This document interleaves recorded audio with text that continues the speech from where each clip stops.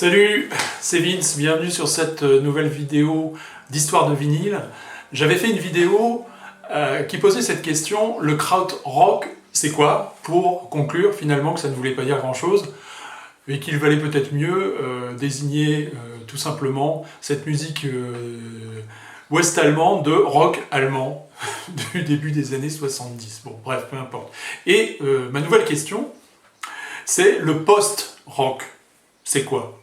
Ah oui, ok, le rock, je pense que vous voyez à peu près, puis ses racines aux États-Unis, le rock and roll, Bill Haley, Jerry Lee Lewis, Chuck Berry, bref, Little Richard, Elvis Presley, bref, tout ce que vous voulez. Et puis ensuite, bien sûr, ces différentes déclinaisons au cours des années 60, 70, 80, 90, généralement une musique, voilà, avec des instruments électriques, pas toujours, un chant, pas toujours, un refrain, pas toujours. Bon, vous voyez déjà que la définition est assez floue, mais alors le post-rock, c'est-à-dire quelque chose qui vient après ce rock-là, dont nous, je pense, avons une idée assez précise. Alors, figurez-vous que c'est un terme qui a bien entendu été inventé par un critique de rock, dont le nom m'échappe, je crois que c'est Reynolds, Simon Reynolds peut-être, quelque chose comme ça. Bon, bref, son histoire probablement oubliera le nom, peu importe. L'important, ce qui doit rester, ce sont les groupes.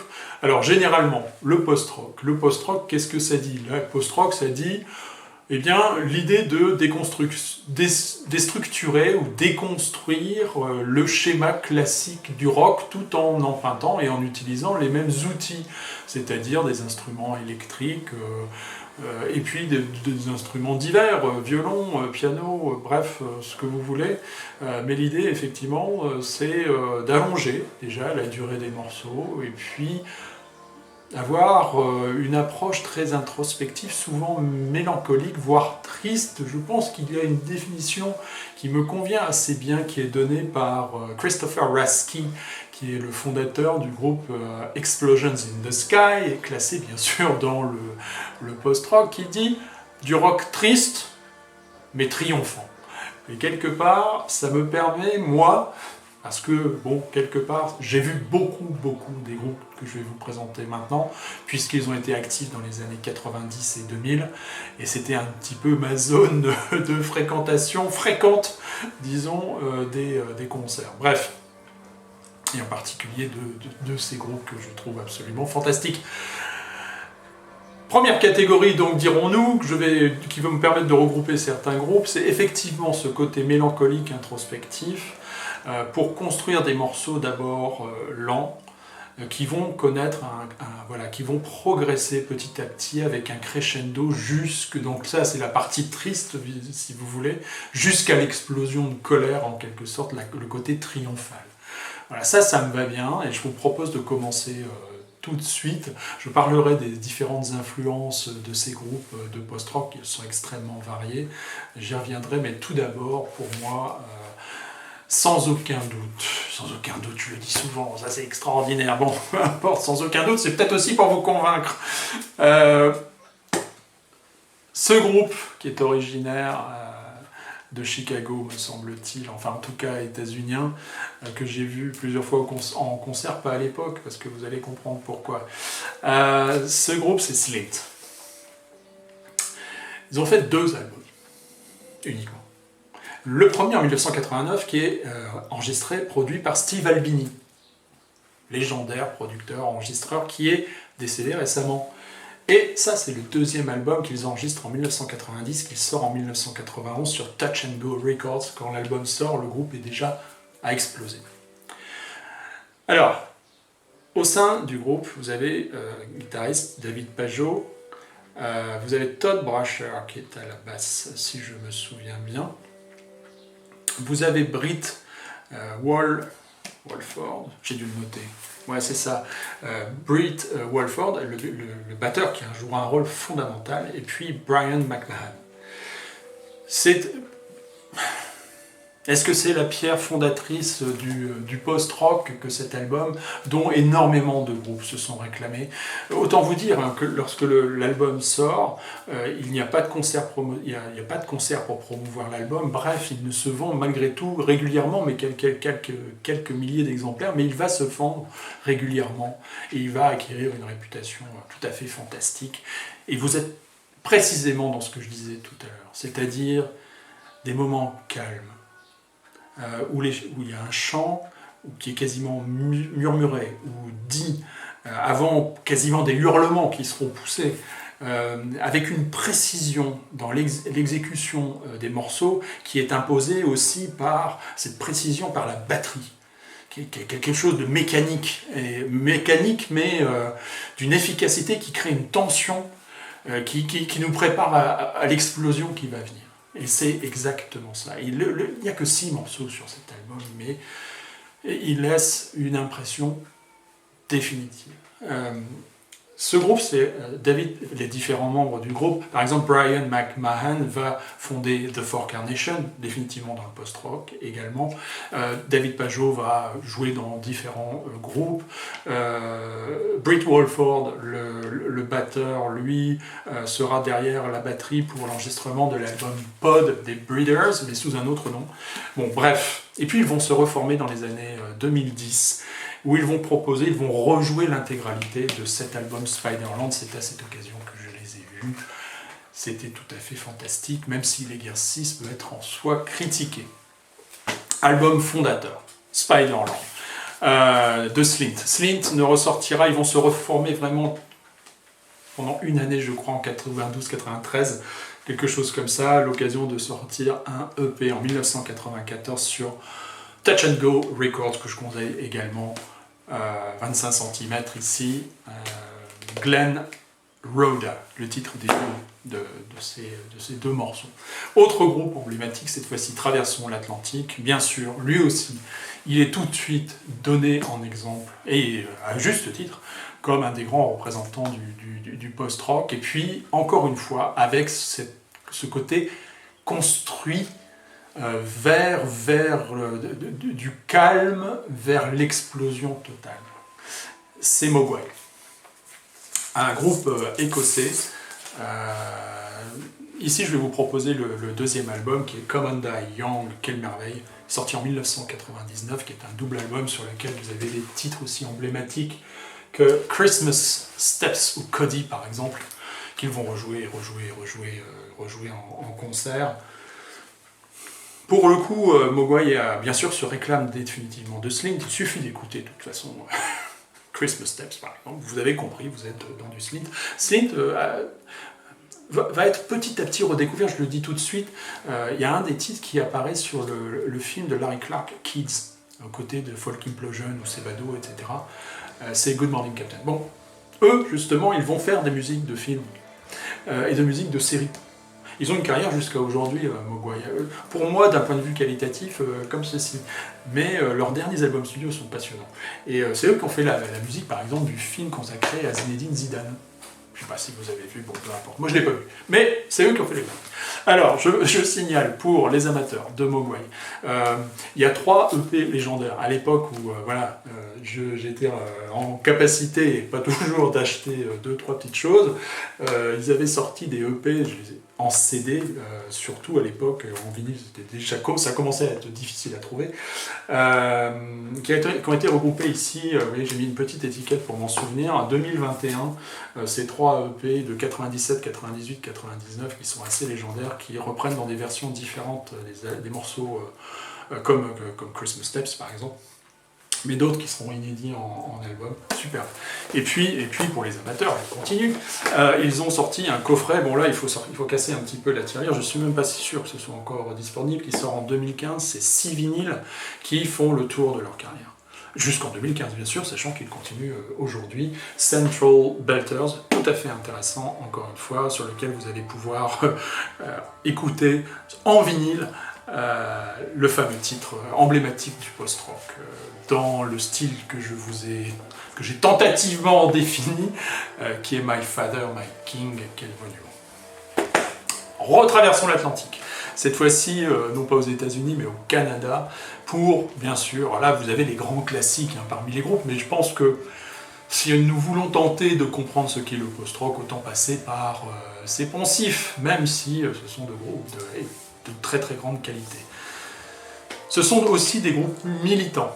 Et parmi les influences, venons-y, puisque ce groupe va me permettre d'illustrer justement les influences, l'allongement des titres, très clairement. Ces progressions musicales, ces crescendo, eh bien vous les retrouvez dans les groupes de rock allemand, justement, tels que Ashra Temple, Amon-Düül, par exemple, aux États-Unis, dans, par exemple, Quicksilver Messenger Service. Et puis ces groupes vont revendiquer l'influence aussi de la musique contemporaine, et en particulier de la musique minimaliste. C'est-à-dire ce principe de répétition d'un motif avec de légères altérations pour une progression et la création d'une ambiance quasiment mystique, ésotérique. Bref, eh bien ce groupe, c'est le schéma qu'il adopte pour beaucoup de ses morceaux, pas tous. Alors c'est un groupe qui est extrêmement militant, qui est à l'origine de la fondation d'un label qui s'appelle Constellation à Montréal. J'ai eu l'occasion de vous présenter le premier album dans une vidéo, le tour d'un vinyle en 80 secondes, le premier album qui sort en 1997. Là je vais vous proposer celui-ci, qui sort en 2000, ils vont pas enregistrer tous les ans, c'est pas les staccanovistes. Non. Donc ici c'est Lift Your Skinny Fists Like Anthony, qui sort en 2000, qui est absolument merveilleux. De toute façon, les albums produits par Constellation, ils sont d'une qualité dans les pochettes, dans les gravures, etc. C'est tout à fait formidable. 2000. Autre album de Godspeed You Black Emperor, qui sort en 2002, qui est probablement un de leurs plus connus. Il faut savoir qu'après cet album, ils vont interrompre leur carrière pendant plus de 10 ans. C'est à ces occasions que je les ai vus 2 fois pendant la tournée de cet album, qui sort en 2002, c'est Yankee UXO, qui est lui aussi enregistré et produit par Steve Albini. Encore une fois, absolument superbe. Quel album extraordinaire et qui illustre parfaitement ce que je dis. Il faut savoir, je peux en parler puisque je les ai vus, et c'est le cas pour beaucoup de groupes de post-rock, c'est une de leurs caractéristiques. Est-ce que c'est ce qui définit le post-rock? Non, je ne crois pas, bien entendu. C'est que, à contre-courant des groupes de rock, justement, les guitaristes ne jouent pas debout, ils jouent assis sur scène. Et Godspeed You, c'est de très nombreux musiciens. Le fondateur David Bryant avec Ephraim Manuel Menuck. Il y a aussi Sophie Trudeau au violon. Ça fait beaucoup de monde sur scène, et puis les guitaristes sont assis. Et vous avez, c'est dans la construction des morceaux de Godspeed You, effectivement, ça part sur un motif musical très lentement, qui va être légèrement altéré. C'est tout à fait dans l'esprit de Terry Riley. Tout à fait. Et jusqu'à cette explosion. Et puis voilà, c'est tout à fait fantastique. Donc cet album 2002, ils repartent à l'assaut plus de 10 ans plus tard. Et puis en sortant des albums qui sont tous intéressants, inégaux, puisque certains, pour les fans, les fanatiques, bref, peu importe, ils reprennent des titres qu'ils avaient enregistrés dans les années 2000 pour les ressortir dans les années 2016-17. Alors celui-ci qui sort en 2021, on n'en est pas là, c'est du pur jus, c'est du Godspeed You, il est fantastique cet album. Ils repartent en tournée, et je vais les revoir bientôt, 20 ans après. Donc je pense qu'ils vont ressortir un album. Autre groupe extrêmement important chez Constellation, c'est Do Make Say Think. Encore une fois, un groupe, le Godspeed You, c'est canadien, Montréal. Je pense que pour Do Make Say Think, c'est pareil. Cet album, alors je les ai tous, les Do Make Say Think, je ne vais vous en présenter que 2. Le premier album n'était sorti à l'époque qu'en CD, et puis presque 15 ou 20 ans plus tard, ils l'ont sorti en vinyle, dans une très très belle gravure, très belle pochette. C'est pas ça que je vais vous présenter. Alors, vous avez 2 guitaristes, Ohad Ben Shetrit. Vous avez Charles Spearin aussi, qui fera le Happiness Project plus tard, peu importe le bassiste. Et puis Justin Small, qui sont, avec ça Rickenbacker. Bref, c'est superbe. Donc là, c'est un album qui sort en 2002, And Yet, superbe. Et puis le suivant, You and Your History Rust, qui sort en 2007. Superbe album à découvrir absolument de Alexei Think. Voilà, je vous invite. On est dans une approche un petit peu plus rock, dans le sens un petit peu plus classique, avec un petit peu plus rythmé peut-être que Godspeed You, je ne sais pas. Bref, maintenant attaquons, revenons cette fois-ci avec les Texans de Christopher Rasky, qui donnait une bonne définition du post-rock tout à l'heure. C'est Explosions in the Sky, groupe texan d'Austin. Je les ai vus en concert, vous allez dire, mais il parle de lui, il fait que ça de parler de lui. Non, mais bon, allez, ça me fait palpiter la toquante, dirons-nous. Il y avait dans les années 2000, début des années 2000, un festival de post-rock en Belgique, près de la frontière française, en Wallonie, tout près de Chimay. C'était le Ralobly Festival. Et ben j'ai vu ce groupe, donc Explosions in the Sky, pour la première fois, et ça a été une grande claque. Je les ai revus souvent après, mais l'impression première m'est restée, quelle grande claque. Là, vous êtes exactement dans ce que je décrivais tout à l'heure, c'est-à-dire des ambiances plutôt mélancoliques, tristes, les morceaux s'installent tranquillement jusqu'à l'explosion. Deuxième album, 2002, d'Explosion in the Sky, que je conseille aussi. Pareil, ils ont fait pas mal d'albums, mais pas tous excellents. Le dernier, End, qui est sorti en 2023, si je ne dis pas de bêtises, il est fantastique. Je ne vous parle que des deux premiers. Ici, The Earth is not a cold, dead place. Ah, écoutez, absolument fantastique. Alors, bien sûr, il n'y a pas qu'aux États-Unis et en Europe. Mogwai, ce sont des Écossais, vous avez compris, beaucoup de groupes états-uniens ou canadiens. Figurez-vous que c'est allé jusqu'au Japon, tout ça. Et un groupe emblématique aussi, qui lui a fait beaucoup d'albums, aussi en dents de scie, je trouve. Et puis eux, pour le coup, je n'ai rien retrouvé récemment qui m'intéresse. Je les ai vus souvent, ce groupe japonais. Ce groupe japonais, c'est Mono. Ici, c'est One Step More and You Die. Je crois que c'est le deuxième album du groupe, ou le premier. 2004. Magnifique. Vous êtes exactement là-dedans. Les deux guitaristes japonais qui sont à la Fender Stratocaster, assis sur scène. Voilà, point. Il y a une bassiste, et puis le batteur. Et puis voilà. Et puis vous y êtes. C'est fantastique. Donc c'est Goto, Takeda, si je me souviens bien. Bref, leur nom m'échappe. Je vous propose cet album qui sort lui aussi en 2004. Oui, le batteur, je crois que c'est Yoda. Bon, bref. Celui-ci, fantastique. Voilà, il sort également en 2004. Magnifique album de Mono. Vous pouvez les suivre, ils continuent leur carrière. Alors, vous avez des groupes, effectivement, qui vont avoir une approche plus rock aussi, telle que Fly Panam. Plus classique, dirons-nous, mais toujours classé dans le post-rock. C'est le groupe Fly Panam. Ici, c'est un album qui sort en 2021, si je ne dis pas de bêtises, 2019 ou 2021, et alors c'est pareil, ils ont abordé des styles extrêmement différents, et cet album, il est superbe, c'est ça. Eux sont francophones en partie, Fly Panam, donc toujours chez Constellation, canadiens, qui me rappellent beaucoup leurs premiers albums dans les années 2000, tels que N'écoutez pas, par exemple, un album qui s'appelle N'écoutez pas. Autre groupe de transfuge du Godspeed You, c'est The Silver Mount Zion ou The Silver Mount Zion Orchestra, bref, il y a plusieurs titres. Ici, c'est ma copie d'origine du premier album de Silver Mount Zion, double 25 cm, encore une fois, chez Constellation, absolument magnifique. Avec Ephraim Manuel Menuc du Godspeed You. Voilà. En même temps, donc, ils ont plusieurs projets parallèles à l'époque.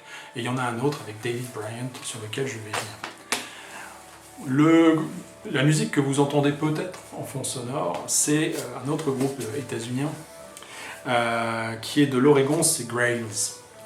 Et je les ai vus aussi au Ralobly Festival, The Burden of Hope, 2003. Ce groupe a une carrière très longue, ils sont toujours actifs aujourd'hui, ils sont passés par plusieurs styles musicaux, dont le metal par exemple, le doom. Ici on est vraiment dans de l'approche post-rock complète, c'est-à-dire voilà, une progression, quelque chose qui s'installe et puis ça, c'est une vague qui vous emporte. Bref. Alors, il y a des groupes dans le post-rock, peut-être une autre catégorie, qui ont une approche encore très très introspective, encore plus mélancolique et qui puisent leurs influences dans la musique classique un petit peu. Et il y a ce groupe absolument fantastique qui est composé d'une pianiste, qui est Rachel Grimes, d'un violoniste qui est Christian Fredrickson. Il y a Andrew Grimes aussi à la batterie. Ce groupe, c'est The Rachels. Premier album, Handwriting, qui sort en 1995. C'est une pure merveille chez Quarterstick. Ça me permet de mentionner 4 labels qui sont importants dans le post-rock. Il y a Constellation, donc de Montréal. Il y a Aliens 8 Recording, aussi canadien, je crois. Il y a Quarterstick et il y a Temporary Residence, donc des labels à explorer absolument. Puis après, il y a Touch and Go Records, etc. Rachels, premier album 1995. Le guitariste aussi fondé par Jason Noble, malheureusement qui est mort très très jeune, comme Andrew Grimes, autour de la quarantaine, malheureusement. Autre album de Rachels 1996, The Music for Egon Schiele. Voilà, vous êtes dans une beauté. Là, vous n'avez plus les escalades vers l'explosion électrique, vers le côté triomphant d'Explosions in the Sky, si vous voulez. Et puis, ils terminent leur carrière en 2003 avec ce dernier album des Rachels, Systems Layers. Et si vous avez, ils enregistrent dans plusieurs villes du monde. Alors, vous avez des sons, des captures de sons dans la ville, dans les différents lieux, enfin bref, etc. C'est magnifique, c'est vraiment magnifique. Les Rachels à découvrir absolument. Donc vous avez parfois effectivement de la musique un petit peu... vous êtes ici dans l'aspect plutôt, effectivement, plutôt d'ambiance tranquille, mélancolique, effectivement. Vous avez un autre groupe qui est Sona. Ici c'est l'album, c'est un groupe de Baltimore, états-unien, qui ont fait peu d'enregistrements, je crois qu'il n'y a que 2 albums. Ici c'est l'album de 2001. Donc là, vous êtes dans des instruments électriques, bien sûr, avec des constructions complexes, mais généralement assez tranquilles, parfois avec une voix très très douce, qui crée une ambiance un petit peu onirique. C'est magnifique, Sona. Alors, un autre qui est un petit peu dans le style des Rachels, cette fois-ci avec pratiquement pianiste et voix, chant... c'est très très beau, c'est un peu triste, un peu mélancolique, mais c'est très très beau. Le groupe c'est Grouper. Celui-ci, l'album sort en 2011, Runes. C'est absolument magnifique. Le piano, vous avez compris, tout est là.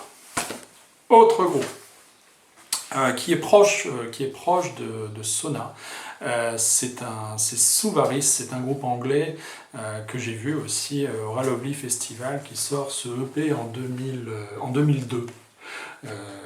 En fait, voilà, vous êtes dans la même ambiance que Sona, c'est-à-dire des instrumentaux uniquement, cette fois-ci, la guitare, et voilà, des titres qui se construisent, mais pas nécessairement vers cette explosion dont je vous parlais, plus de l'ambient music, si vous voulez. Brian Eno a une influence importante sur plusieurs des groupes de post-rock. Et puis enfin, pour terminer, il y a ceux qui ont une approche expérimentale. Et parmi ceux qui ont une approche expérimentale, un groupe que j'adore, donc ils n'ont fait que 2 albums, dont les pressages originaux sont un peu compliqués à se procurer maintenant. Donc là, vous avez David Bryant et Sophie Trudeau dans ce groupe du Godspeed You. C'est Set Fire to Flames. Ils travaillent avec un photographe dont le nom m'échappe, malheureusement. Peut-être que je pourrais le retrouver en fouillant très très vite. Moi, il faudrait que j'ouvre complètement l'album. Superbe.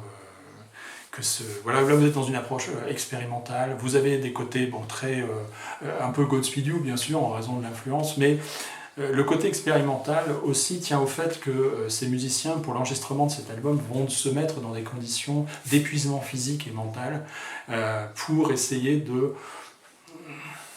provoquer certaines conditions de création qui ne soient pas forcément liées à la prise de substances chimiques. Et donc tout l'album a été enregistré dans ces conditions d'épuisement physique. Alors ça fait pas un truc mou, hein. Alors ça a été enregistré en Oregon, je crois, dans une espèce de grange. Donc vous avez tout un tas de bruits, d'ambiance, de capture, voilà, de son, et puis il y a des moments, donc et voilà, vous avez ces éclairs musicaux qui sont, c'est absolument sûr. Bref, un autre groupe expérimental, alors lui qui a créé les conditions de créer des collecteurs lui aussi, puisque tous ces enregistrements, très peu d'albums studio, mais des EP, etc., pressés à quelques centaines d'exemplaires uniquement, que ce soit CD ou vinyle, donc autant vous dire que c'est introuvable. Il n'y en a qu'un seul qui a été pressé à quelques milliers d'exemplaires, et pour le coup donc que j'ai vu aussi, c'est Tarentelle, cet album qui est de 2002 je crois, qui est absolument superbe, donc une approche plus également expérimentale, qui rappelle beaucoup les groupes de rock allemands, par exemple sur We Move Through Weather, qui est le titre de l'album. Vous avez cette batterie qui est avec un rythme qui commence à gonfler, etc., avec la guitare qui vient petit à petit, c'est une pure merveille. Tarentelle.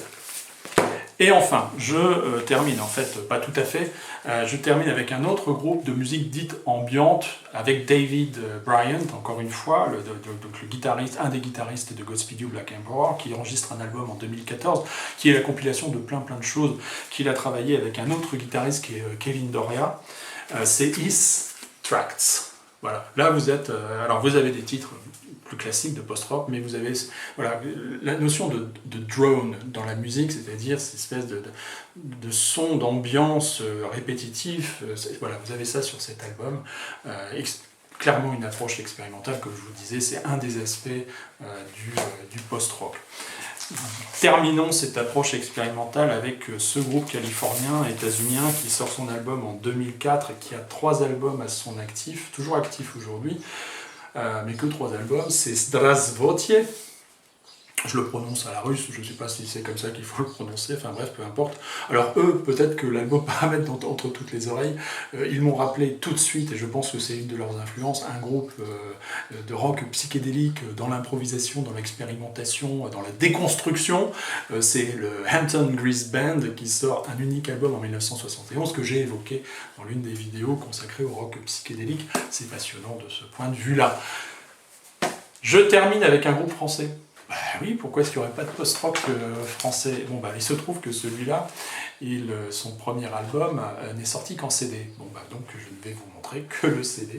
C'est Absinthe Provisoire, un groupe de Montpellier, que j'ai vu également au Ralovely Festival au tout début des années 2000. Cet album, il a été enregistré à Chicago en 2002. Absinthe Provisoire. Ils ont un autre album à leur actif qui sort en 2006, c'est Alejandra. C'est super, c'est passionnant. Petite anecdote pour terminer, vous allez raconter, c'est parti. Au cours de leur set, il y a eu une coupure d'électricité. Et bon, bah, ils ne se sont pas démontés, ils ont chanté a cappella. Voilà, ça dit l'esprit un petit peu de ces groupes. J'aurais pu m'étendre, je me suis déjà assez étendu. Allez, j'espère que ça vous a plu. Pensez à vous abonner, à liker et puis à partager. Salut, Vince, it's me, cares about you.